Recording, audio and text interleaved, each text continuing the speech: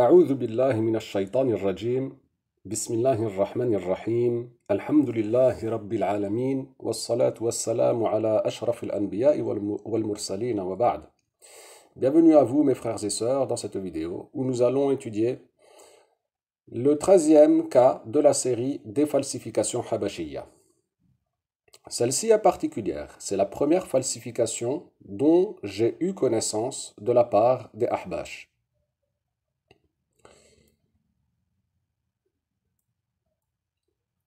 Cette vidéo met en exergue la parole de Abdullah al-Habashi et la parole du prophète sallallahu alayhi wa sallam.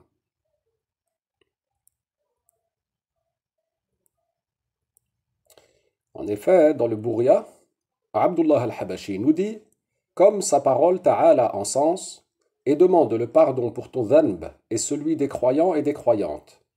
Il y a dans ce verset la confirmation que le messager sallallahu alayhi wa sallam a commis un péché, ainsi que c'est le cas pour sa communauté. Nous autres disons donc, en suivant en cela la majorité des savants, et demande le pardon pour ton dhanb. C'est un péché véritable, un petit péché qui ne contient rabaissement ni ignominie. Le messager a donc reçu l'ordre de faire l'istighfar de cela, et il a fait l'istighfar. Voyons à présent les propos de Muhammad fils de Abdullah sallallahu alayhi wa sallam lui-même, qui nous dit dans Sahih al-Bukhari, « Je suis le messager d'Allah, je ne lui désobéis pas et il est mon secoureur. »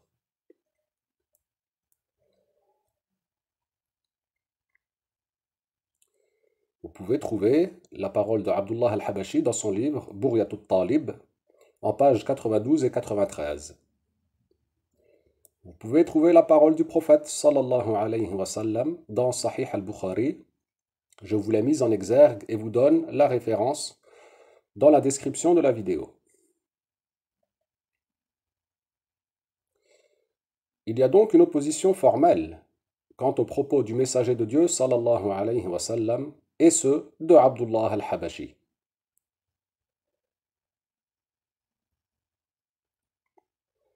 Voyons à présent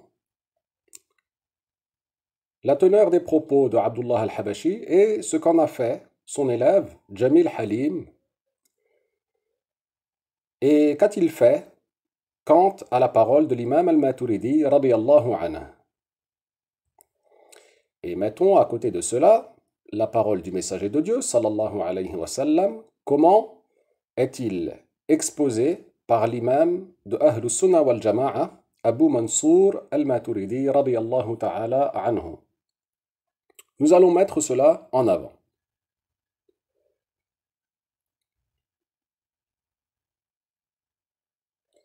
Jamil Halim, dans son livre qu'il a appelé Al-Qamar al-Sari, comme vous pouvez le voir ici sur la capture d'écran, en pages 92 et 93 aussi, il nous dit quoi?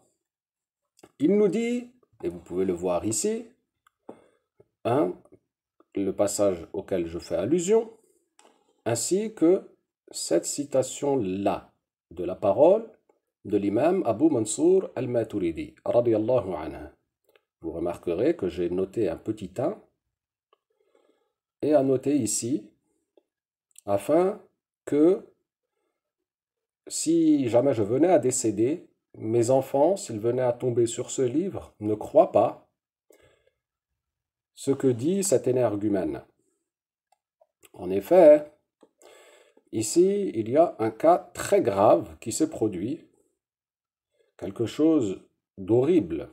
Et je tiens à signaler que j'étais habashite encore au moment des faits, au moment où j'ai écrit ces lignes-là, dans lesquelles j'explique qu'ici, il faut revenir au livre d'Al-Maturidi radiyallahu anhu, de lire, afin qu'apparaisse la parole d'Al-Maturidi radiyallahu anhu, et que ici, ce alif et ha sont pour la trahison.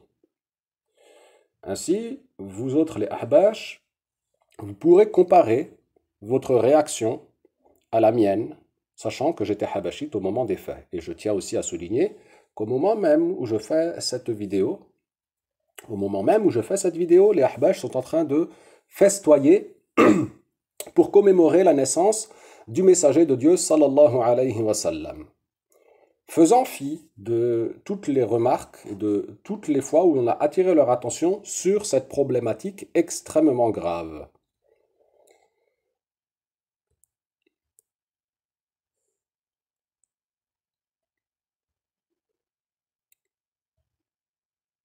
Voici donc la page incriminée en question concernant la falsification et mettons bien en avant ce fameux propos que nous tenons à souligner. Et voyez bien ce alif ha pour fin de citation, intaha, que nous mettons en avant, comme d'habitude malheureusement. Et je vous rappelle de faire preuve de la plus grande attention quant aux citations des Ahbash, tout spécialement lorsqu'ils disent fin de citation.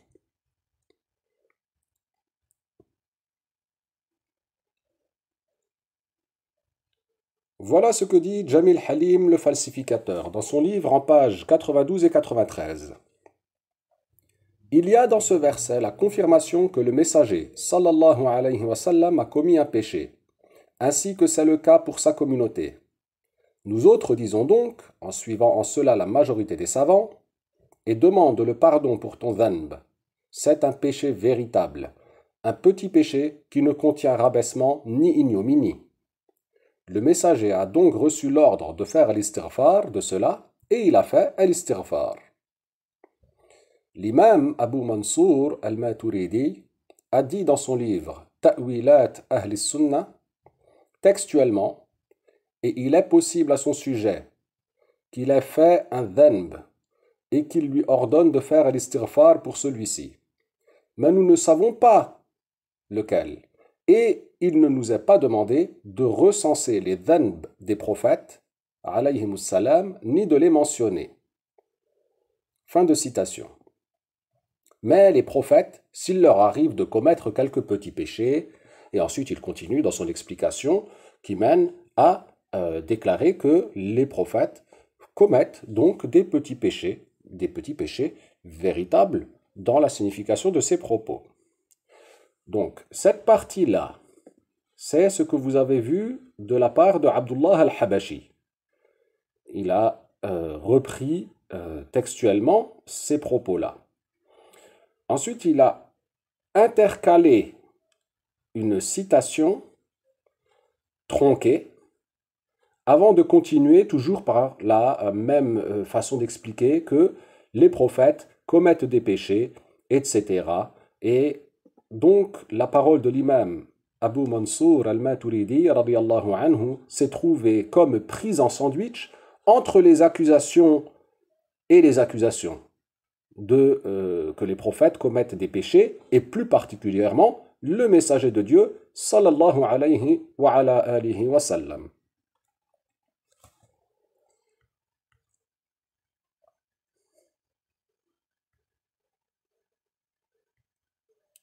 Ici, on voit donc ce que l'on vient d'exposer, et mettons-le au parallèle maintenant de la véritable parole de l'imam Abu Mansour al-Maturidi, radiyallahu anhu, sans troncature falsificatrice habashiyya. Oui, sans vos falsifications, ô Ahbash. Voilà ce qu'il nous dit. Et il est possible à son sujet qu'il ait fait un dhanb et qu'il lui ordonne de faire l'istighfar pour celui-ci. Mais nous ne savons pas lequel, et il ne nous est pas demandé de recenser les dhanb des prophètes alayhimus salam, ni de les mentionner. Or, tout ce qui pourrait faire penser à un dhanb, il est possible d'en faire l'istighfar, comme la parole d'Ibrahim alayhi salam, où il dit en sens « Et celui dont j'espère qu'il passera sur ma khati'ah le jour du jugement » dans Surat al-Shu'ara au verset 82. Cependant, le dhanb des prophètes et leur khataya ne sont pas comme les dhanb d'autres qu'eux. En effet, le dhanb d'autres qu'eux consiste à commettre des désobéissances en soi. parmi les grands et les petits péchés, tandis que leur dhanb à eux consiste à délaisser le mieux sans commettre la désobéissance en soi. C'est certes Allah qui accorde le succès. Donc ici, c'est très important ce que vous voyez. Jamil Halim, le falsificateur, a pris une parole tronquée dont, si tu la coupes, ça pourrait faire croire que l'imam Abu Mansour al-Maturidi, radiyallahu anhu, disait comme eux, comme les Ahbash, comme Jamil Halim et son cheikh al-Habashi, que le prophète sallallahu alayhi wa sallam aurait effectivement commis un péché véritable. Et c'est pourquoi il l'a cité ici. Alors que comme vous pouvez le constater, l'imam Abu Mansour al-Maturidi, radiyallahu anhu, il dit exactement le contraire, à savoir que leur dhanb à eux, au prophète, ça consiste à délaisser le mieux, sans commettre la désobéissance en soi. Ils ne font pas le haram, tandis que quand tu écoutes Al-Habashi et Jamil Halim avec sa falsification, tu en comprends que le prophète, alayhi salatu wassalam, faisait du haram, il a commis un haram, et qu'il aurait commis un haram selon eux, et il nous cite pour appuyer ses propos, cet individu sournois, la parole de l'imam Abu Mansour al-Maturidi, falsifiée par la troncature.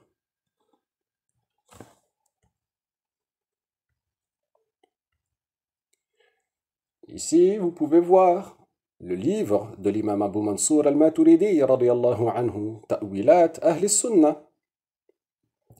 Voici le passage que je vous ai traduit.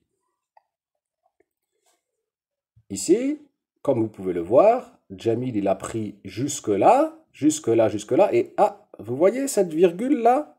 Ne vous ai-je pas dit que ils font vraiment en sorte que les propos tronqués paraissent plausibles, et ceci en coupant systématiquement au passage où il y a des virgules, en omettant tout le reste, en omettant de mentionner le sens réel voulu par l'auteur, à savoir ici l'imam de Ahlus Sunnah wal Jama'a. Dans son tafsir, au verset même sur lequel ils se sont basés, les Ahbash, pour dire que le prophète, sallallahu alayhi wa sallam, aurait commis un péché véritable. Tandis que lui, l'imam Abu Mansour al-Maturidi, radiyallahu anhu, quand tu lis son tafsir, tu comprends exactement le contraire, à savoir que le prophète, sallallahu alayhi wa sallam, n'a pas commis de péché véritable, et c'est ainsi pour les autres prophètes aussi. Et voyez donc, le paragraphe, il commence là, et il finit ici.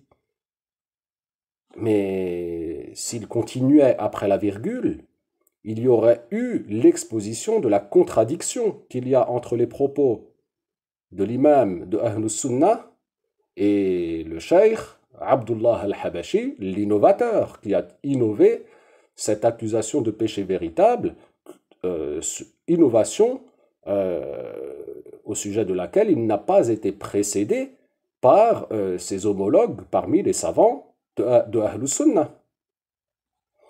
Voilà la mise en exergue de ce cas bien malheureux, malheureusement. Eh oui, toujours les coups de ciseaux.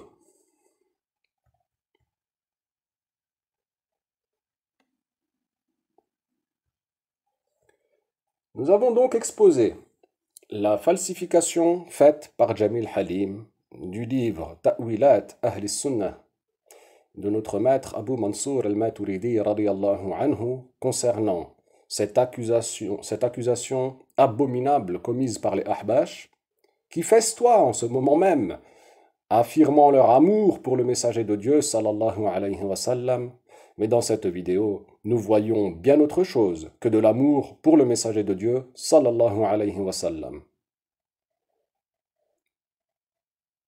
Nous invitons donc toute personne raisonnable à revenir sur la voie des savants sunnites et à délaisser ces innovations qui n'ont ni queue ni tête, qui en plus sont appuyés par la falsification, ce qui démontre l'erreur, qui démontre la fausseté et qui démontre la volonté d'orienter vos compréhensions vers la leur.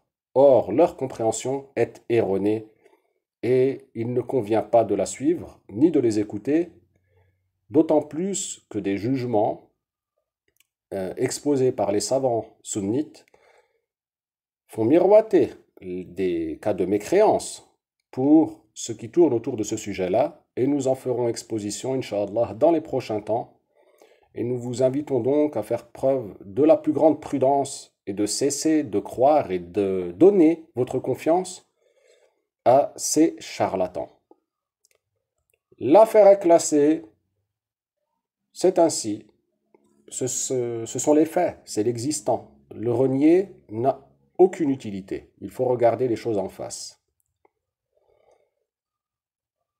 Nous continuons donc cette série, Inch'Allah, prochainement, avec toujours une falsification, encore et encore, malheureusement. Barakallahu fikum, à bientôt, Inch'Allah. Tels sont mes propos. Walhamdulillahi awwalan wa akhira. Wassalamu alaykum wa rahmatullahi wa barakatuh.